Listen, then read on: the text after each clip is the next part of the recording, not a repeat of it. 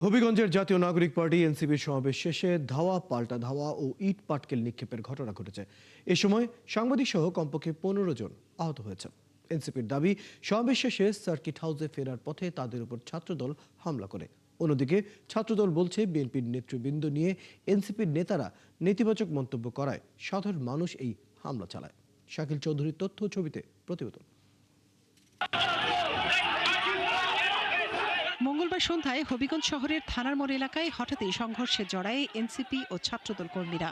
এ সময় ধাওয়া পাল্টা ধাওয়া ও ইট পাটকেল নিক্ষেপ হয়।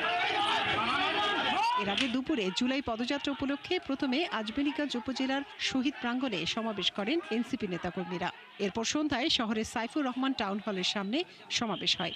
এনসিপির অভিযোগ, কেন্দ্রীয় নেতা নাসিরউদ্দিন পাটোয়ারি ও সার্জিস আলম সহ অন্যান্যরা সার্কিট হাউসে ফেরার পথে থানার মোড় এলাকায় তাদের উপর হামলা করে ছাত্রদল নেতাকর্মীরা। এ সময় কেন্দ্রীয় নেতাদের স্থানীয় সোনালী ব্যাংকে অবরুদ্ধ করে রাখে বলেও দাবি করেন তারা।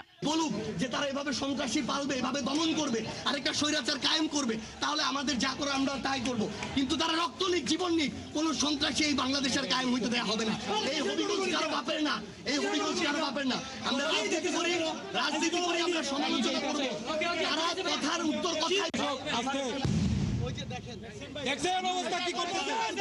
অন্যদিকে ছাত্রদলের নেতাকর্মীদের অভিযোগ, বিএনপি নেতাদের নিয়ে বিভিন্ন নেতিবাচক মন্তব্যের কারণেই সাধারণ মানুষ এই হামলা চালায়। এতে ছাত্রদলের কেউ জড়িত নন বলেও দাবি করেন তারা। আজকে তারা উচ্ছৃঙ্খল এবং উস্কানিমূলক বক্তব্যের প্রেক্ষিতে যে ঘটনা ঘটছে, এইটা মূলত উস্কানিমূলক ঘটনা হচ্ছে। এটার সাথে আমাদের বাংলাদেশ জাতীয় ছাত্রদল সহ কোনো অঙ্গ সংগঠন জড়িত নয়। আমরা যেটা শুনেছি যে ওনারা যাওয়ার পথে সাধারণ মানুষ ওনাদেরকে আটকানোর চেষ্টা করেছে, যে আপনারা যে গালাগালি করেছেন বা আপনারা এই ধরনের রাজনীতি পরিহার করতে হবে, এইভাবে ওনারা বলার চেষ্টা করেছেন। তারপরে শুনেছি যে একটু গন্ডগোল হয়েছে এই আর কি। এ বিষয়ে হবিগঞ্জ পুলিশ সুপার তারেক মাহমুদ জানান, পুরো বিষয়টি পর্যবেক্ষণ করা হচ্ছে, তদন্তের ভিত্তিতে ব্যবস্থা নেওয়া হবে। মনিরা কাজুরি, ৭১। জ্বালানি সংকট সমাধানে মালয়েশিয়ার সহায়তা চেয়েছে সরকার। এজন্য দেশটির প্রধানমন্ত্রী আনোয়ার ইব্রাহিমের সাথে কথা বলেছেন প্রধানমন্ত্রী তারেক রহমান। আজ সচিবালয়ে ব্রিফিংয়ে এই কথা জানান বিদ্যুৎ, জ্বালানি ও খনিজ সম্পদ প্রতিমন্ত্রী। তিনি আরও জানান, চলমান গ্যাস সংকট মোকাবেলায় বাংলাদেশকে সাধ্যমতো সহায়তার আশ্বাস দিয়েছে মালয়েশিয়া। শারবিন নীরার রিপোর্ট। সিএনজি স্টেশনে দীর্ঘ সময়ের অপেক্ষা কিংবা অপেক্ষার পরও কাঙ্ক্ষিত মাত্রায় জ্বালানি না পাওয়ার ছবিটা গেল এক সপ্তাহের। দেশে প্রতিদিন গড়ে ৩৮০ কোটি ঘনফুট গ্যাসের চাহিদা থাকলেও সরবরাহ আছে ২৭০ কোটি ঘনফুটের, যার প্রায় অর্ধেক দেশীয় উৎপাদন, বাকিটা আমদানি নির্ভর। এমন বাস্তবতায় চলতি মাসেই ভাসমান এলএনজি টার্মিনাল ক্ষতিগ্রস্ত হওয়াতে কমেছে সরবরাহ, ফলে তীব্র হয়েছে দেশে গ্যাসের সংকট। সচিবালয়ে জ্বালানি প্রতিমন্ত্রী জানান, সংকট মোকাবিলায় মালয়েশিয়ার প্রধানমন্ত্রীর সাথে ফোনে কথা বলেছেন প্রধানমন্ত্রী তারেক রহমান। দেশটি সাধ্যমত সহায়তা করবে বলেও আশ্বস্ত করেছে। আজকে বাংলাদেশ সময় দুপুর ২টায় মাননীয় প্রধানমন্ত্রী তারেক রহমান মালয়েশিয়ার প্রধানমন্ত্রী জনাব আনোয়ার ইব্রাহিমের সাথে ফোনে কথা বলেছেন। বাংলাদেশের এই উদ্ভূত জ্বালানি সংকট মোকাবেলায় তার দেশের সহযোগিতা কামনা করেছেন। আনোয়ার ইব্রাহিম মাননীয় প্রধানমন্ত্রীকে আশ্বস্ত করেছেন তার তরফ থেকে এবং তার দেশের তরফ থেকে এই সংকট নিরসনে যা কিছু করার সুযোগ রয়েছেন তিনি দ্রুততম সময়ের মধ্যে তার টিমের সাথে কথা বলবেন, সংশ্লিষ্ট মন্ত্রণালয়ের সাথে কথা বলে মাননীয় প্রধানমন্ত্রীকে অবহিত করবেন। তিনি বলেন, এলএনজি টার্মিনালের সংস্কারের মধ্যে আগামী সপ্তাহের শুরুতেই কিছুটা আর তার পরের সপ্তাহে আগের মতো সরবরাহ নিশ্চিত করা সম্ভব হবে। বর্তমানে এফএসআরইউ যে সমস্যা, অর্থাৎ তারা প্রতিদিন প্রায় ৫০০ থেকে ৬০০ মিলিয়ন ঘনফুট গ্যাস সাপ্লাই করতেন। আমরা আশা করছি আগামী সপ্তাহের প্রথমে এখান থেকে আমরা ইনশাল্লাহ ২৮০ থেকে ৩০০ মিলিয়ন ঘনফুট তারা গ্যাস সরবরাহ করতে সমর্থ হবেন এবং পরের সপ্তাহের শেষের দিকে বাকিটা অর্থাৎ পুরো এফএসআরইউ তারা ফাংশনাল করতে পারবেন। বলেন, জ্বালানি সংকট মোকাবেলায় দীর্ঘমেয়াদী পরিকল্পনা নিয়ে কাজ করছে বর্তমান সরকার। জাপানিজ একটা টিম অর্থাৎ জাপানিজ প্রধান। শারমিন নীরা, ৭১, ঢাকা। প্রথমবারের মতো সচিবালয়ে শিক্ষা মন্ত্রণালয় পরিদর্শন করলেন প্রধানমন্ত্রী তারেক রহমান। এ সময় তিনি মন্ত্রণালয়ের সার্বিক কার্যক্রম পর্যালোচনা, বিভিন্ন দফতর ও সংস্থার প্রধান ও মাঠ পর্যায়ের দায়িত্ব পালনকারী অভিজ্ঞ শিক্ষা কর্মকর্তাদের সঙ্গে মতবিনিময় করেন। সভায় শিক্ষা মন্ত্রণালয়ের চলমান কার্যক্রম, বিভিন্ন উন্নয়ন প্রকল্প, শিক্ষানীতি বাস্তবায়নের অগ্রগতি এবং প্রশাসনিক কার্যকারিতা নিয়ে বিস্তারিত তুলে ধরা হয়। প্রধানমন্ত্রী সব কার্যক্রম পর্যালোচনা করে সংশ্লিষ্ট কর্মকর্তাদের প্রয়োজনীয় দিক নির্দেশনা দেন। শিক্ষার গুণগত মান বাড়ানো, শিক্ষার্থীদের নিয়মিত শ্রেণীকক্ষে উপস্থিতি নিশ্চিত করা, কার্যকর পাঠদান, শিক্ষকদের যুগোপযোগী ও ধারাবাহিক প্রশিক্ষণ, প্রযুক্তি নির্ভর শিক্ষা সম্প্রসারণ ও প্রশাসনিক জবাবদিহিতা নিশ্চিতে বিষয়গুলো সভায় গুরুত্ব পায়। এ সময় প্রধানমন্ত্রী বলেন, দেশের প্রতিটি শিক্ষার্থীর জন্য মানসম্মত শিক্ষা নিশ্চিত করা সরকারের অন্যতম অগ্রাধিকার। রাজধানীর মিরপুরে টিসিবির পণ্য নিতে এসে দেয়াল ধসে প্রাণ হারালেন এক নারী সহ 2 জন। আহত হয়েছে 7-8 জন। দুপুরে মিরপুর কলেজের পেছনের সীমানা প্রাচীর ধসে এই হতাহতের ঘটনা ঘটে। আহতদের রাজধানী পঙ্গু হাসপাতাল ও ঢাকা মেডিকেল কলেজ হাসপাতালে চিকিৎসা চলছে। দেয়াল ধসের ঘটনায় কলেজ কর্তৃপক্ষের গাফলতি আছে কিনা খতিয়ে দেখছে পুলিশ। ইমতিয়াজ সনির প্রতিবেদন। দুপুর 1:30টার দিকে হঠাৎ বিকট শব্দে মিরপুর 2 নম্বরের লাভ রোড এলাকার এই সীমানা প্রাচীরটি ধসে পড়ে পাশের সড়কের উপর। তখন ওই সড়কে টিসিবির পণ্য নিতে লাইনে দাঁড়িয়েছিলেন অনেকে। দেওয়ালের নিচে চাপা পড়ে আহত হন কয়েকজন। হঠাৎ আমরা শুনতে পারতেছি যে একটা আওয়াজ আসছে। আমরা প্রথমে ভাবছি ট্রান্সমিটারটা ফাটছে। তা আমরা ওইখান থেকে বাইরে হয়েছি, বাইরে নেওয়ার সাথে সাথে দেওয়ালটা পড়ে গেছে। তা যে পড়ে গেছে আমরা সবাই দোকানদাররা মিললা দৌড় দিয়ে এই জায়গায় আহত ছিল, ওই জায়গায় আহত ছিল, সব জায়গায় আহত ছিল। ওই যে ওনার বোন বললো, আমরা মনে করেন 2-3 জন উঠাইছি। তারপর শেষে দেখি যে ওনার বোন ওই ইটগুলো আছে বড় বড়, ওইটির নিচে চাপা পড়ে গেছে। বেশি লোক ছিল না, 50-60 জন লোক হইবে মহিলারা, আর পুরুষও একুলে সেই দিতে আছে, আপনি মাল দিতে আছে। আমি ওই পর্যন্ত গেছি, আর মধ্যে শব্দ পাইছে, আমি এই এক্সিডেন্ট হয়েছে, ও দেখতে পাই না, আমি একুলে আইনি, আমি ওখানে দাঁড়াই গেছি। বোন চাল নিব 1 বস্তা, তো আমারও বলছে যে তুই জাগা, আমি পরে চালের বস্তা নিয়ে যাম। যাওয়ার 5 মিনিট পরে কাহিনীটা হয়েছে। আমার চাচাতো বোন। স্থানীয়দের অভিযোগ, দীর্ঘদিন ধরে ঝুঁকিপূর্ণ অবস্থায় থাকা প্রাচীরটি সংস্কার না করায় এই দুর্ঘটনা হয়েছে। এই ওয়ালটাতে কোনো পিলারই নাই। একটা পিলার ছাড়া তো আসলে আপনার রড পিলার ছাড়া তো একটা ইরামত টিকে থাকতে পারে না। অবস্থা যত খারাপের দেওয়ালেতে, এটা তো খুব ঝুঁকিপূর্ণ। আজকে 20 জন মরছে, কালকে তো আরো জন তো মরতে পারে। তো তারা যে কলেজের লোক, এরকম তাদের কিন্তু একটা ব্যবস্থা নেওয়া তাদের উচিত ছিল। এটা ঝুঁকিপূর্ণ। দুর্ঘটনার পরপরই স্থানীয়রা উদ্ধার কাজ শুরু করেন। ধ্বংসস্তূপ সরিয়ে আহত 7-8 জনকে দ্রুত আগারগাঁওয়ের পঙ্গু হাসপাতাল ও ঢাকা মেডিকেল কলেজ হাসপাতালে নেওয়া হয়। চিকিৎসকরা জানান, পঙ্গু হাসপাতালে আসার আগেই নাসিমা আক্তার নামে এক নারীর মৃত্যু হয়। অপরজন মারা যায় ঢাকা মেডিকেলে। আমাদের এখানে এখন পর্যন্ত 8 জন রোগী এসেছে, এর মধ্যে 1 জন মারা গেছে, সেটা এখানে হাসপাতালে আসার আগেই মারা গেছে। বাকি 7 জনের মধ্যে 2 জনের অবস্থা একটু ক্রিটিক্যাল। প্রাচীর ধসে পড়ার ঘটনায় কলেজ কর্তৃপক্ষের কোনো বক্তব্য না পাওয়া গেলেও এ বিষয়ে তাদের কোনো গাফিলতি আছে কিনা খতিয়ে দেখা হবে বলে জানিয়েছে পুলিশ। এসব তথ্য আমরা পাচ্ছি, এগুলো আমরা পরবর্তীতে পূর্ণাঙ্গ তদন্ত করে আমরা এই বিষয়ে ব্যবস্থা নেওয়া হবে। এ ঘটনায় এলাকায় নেমে এসেছে শোকের ছায়া। দুর্ঘটনার প্রকৃত কারণ অনুসন্ধানের দাবি স্থানীয়দের। ইমতিয়াজ সনি, 71, ঢাকা। যশোর 4 আসনের সংসদ সদস্য ও জেলা জামায়াতের আমির অধ্যাপক গোলাম রসুলের বাসভবনে হামলা ভাঙচুর করেছে বিক্ষুব্ধ জনতারা। এলাকার লোকজনের অভিযোগ, গোলাম রসুল ও তার মেয়ে একটি মাদ্রাসা বন্ধের চেষ্টা করে এবং একজন অভিভাবককে জখম করে। যদিও গোলাম রসুল এই অভিযোগ পুরোপুরি অস্বীকার করেননি।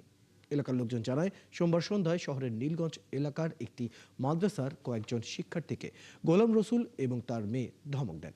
এরই জেরে মঙ্গলবার সকালে তিনি তালা ঝুলিয়ে মাদ্রাসা বন্ধের উদ্যোগ নেন। এ সময় এলাকার লোকজন বাধা দিলে এমপির মেয়ে তালা দিয়ে এক অভিভাবকের মাথায় আঘাত করে। এতে ক্ষুব্ধ হয়ে এমপির বাড়ির সামনে সড়কে অবস্থান নেন এবং তার বাড়ি ভাঙচুর করে। এক পর্যায়ে বিক্ষোভকারীরা যশোর নড়াইল মহাসড়ক অবরোধ করে। পরে তারা 4 ঘন্টা ঘেরাও করে রাখে এমপির বাড়ি। এ নিয়ে গোলাম রসুল জানান, তিনি মাদ্রাসা বন্ধের চেষ্টা করেননি, আর তার মেয়ে মানসিকভাবে সুস্থ নন।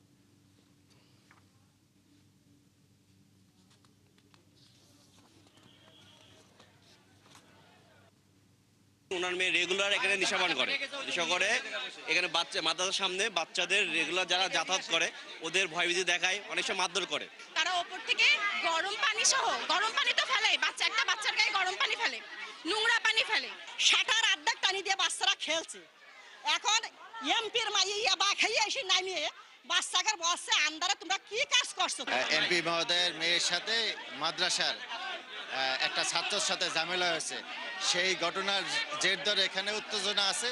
আমরা লোকজনদেরকে বুঝিয়েছি এবং অতি দ্রুত এই বিষয়টা মীমাংসিত হবে আমরা আশা করছি। মেয়ে যাওয়ার পরে আমার মেয়েকে তারা মারে।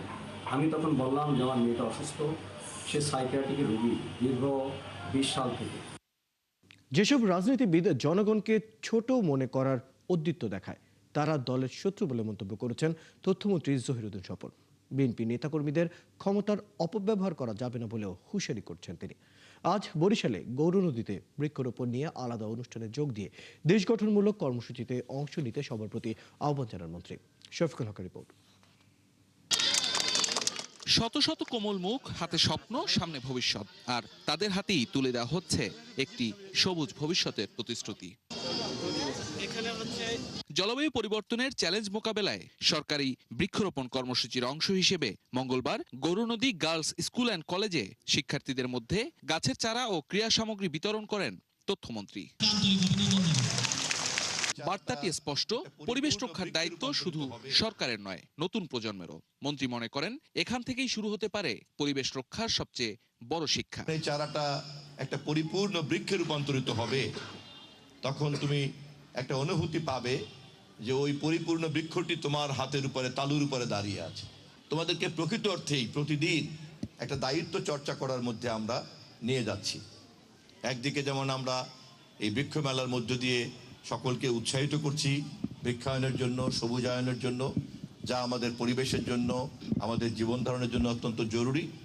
একই সঙ্গে এই দায়িত্বটা তোমাদের মতো তরুণীদের মধ্যে বন্টন করার মধ্য দিয়ে আমরা তোমাদের মধ্যে একটা দায়িত্ব বোধেরও জন্ম দিচ্ছি। এর আগে কৃষক দলের আয়োজনে গৌরনদীর কুতুবপুরে স্বনির্ভর খালের পারে বৃক্ষরোপণ কর্মসূচিতে অংশ নেন তথ্যমন্ত্রী। জনগণ ভোট দিয়ে বিএনপিকে দেশ পরিচালনার দায়িত্ব দিয়েছে, তাই দেশ গঠনমূলক কর্মসূচিতে অংশ নিতে নেতাকর্মীদের আহ্বান জানান তিনি। জনগণের উপরে যারা ক্ষমতা প্রদর্শন করবে তারা আমাদের সরকারের শত্রু, দলের শত্রু, তারেক রহমানের শত্রু, খালেদা জিয়ার শত্রু, জিয়াউর রহমানের শত্রু। মানুষ যেন কথা বলে যে আমাদের শাসন, আমাদের দায়িত্ব, আমাদের যতটুকু সেবা করার দায়িত্ব সবটাই কেবলমাত্র জনগণের জন্য। নির্বাচনী প্রতিশ্রুতি বাস্তবায়নে কাজ চলছে। সেবামূলক কার্যক্রমে কোনো দুর্নীতি যেন না হয় সেদিকে নজর রাখারও তাগিদ দেন তথ্যমন্ত্রী। কার্ড বন্টন করার নামে কেউ যদি দালালির দায়িত্ব নেয়, প্রমাণ সহ আমাদের কাছে নিয়ে আসবেন।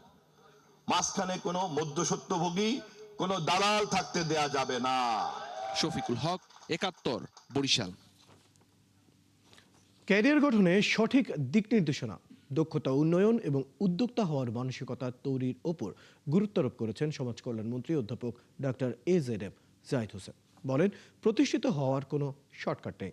সঠিক গাইডেন্স, দক্ষতা ও কঠোর পরিশ্রমী সফলতার মূল চাবিকাঠি। ঢাকায় দিনাজপুর সাংবাদিক সমিতি আয়োজিত ক্যারিয়ার গাইডলাইন অনুষ্ঠানে এসব কথা বলেন তিনি। সবুজ মাহমুদের রিপোর্ট। ঢাকার বিভিন্ন বিশ্ববিদ্যালয়ে অধ্যয়নরত দিনাজপুর জেলার শিক্ষার্থীদের নিয়ে মঙ্গলবার বিকেলে জাতীয় জাদুঘর অডিটোরিয়ামে অনুষ্ঠিত হয় ক্যারিয়ার গাইডলাইন অনুষ্ঠান। আয়োজক ঢাকাস্থ দিনাজপুর সাংবাদিক সমিতি। অনুষ্ঠানের প্রধান অতিথি সমাজকল্যাণ মন্ত্রী অধ্যাপক ডক্টর AZM জাহিদ হোসেন বলেন, জীবনে সফল হতে হলে হতাশার কোনো জায়গা নেই। ক্যারিয়ারের জন্য আপনার যে অ্যাডভাইস এবং প্ল্যানিং, এটা অত্যন্ত গুরুত্বপূর্ণ আইটেম, এবং আপনাকে চুজ করতে হবে আপনি কি হতে চান। এবং আমি আপনাদেরকে একটা জিনিস বলতে চাই, ক্যারিয়ারিস্ট হইতে হলে আপনাদের জিনিয়াস হওয়ার দরকার নাই, আপনার ধৈর্য, কমিটমেন্ট এন্ড জিল থাকতে হবে। শুধু চাকরি নয়, কর্মসংস্থান সৃষ্টিকারী হিসেবে নিজেদের গড়ে তোলার আহ্বান জানান সমাজ কল্যাণ মন্ত্রী। এই দিনাজপুরের পপুলেশন নিয়ারলি 3.7 মিলিয়ন। দিনাজপুরে আমার এলাকাতে পপুলেশন 1.1 মিলিয়ন। আমার এলাকাতে এখন এই এলাকায় আমি সবাইকে চাকরি দিতে পারবো?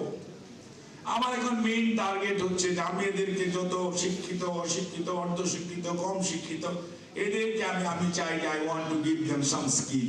অনুষ্ঠানে পানি সম্পদ মন্ত্রণালয়ের প্রতিমন্ত্রী বলেন, দক্ষ জনশক্তি গড়ে তুললেই দেশের উন্নয়ন আরও বেগবান হবে। আসুন আমরা আমাদের আগামী দিনের সন্তানদেরকে সেইভাবে গড়ে তুলি, ওই সাধারণ লাইনে পড়ালেখা নয়, আমরা এমন প্রযুক্তিগত পড়ালেখা তাদেরকে শিক্ষায় শিক্ষিত করব তারা যেন বেকার না থাকে। বক্তারা বলেন, সঠিক দিক নির্দেশনা, সময় উপযোগী দক্ষতা এবং আত্মবিশ্বাস থাকলে তরুণরাই দেশ উন্নয়নে বড় ভূমিকা রাখতে পারে। সবুজ মাহমুদ, ৭১, ঢাকা। দর্শক, চলছে সংবাদ সংযোগ। সরাসরি সংবাদ এবং অনুষ্ঠান দেখতে চোখ রাখুন ৭১-এর ফেসবুক পেজে, সাবস্ক্রাইব ইউটিউব চ্যানেলে। ৭১-এর সাথে থাকুন।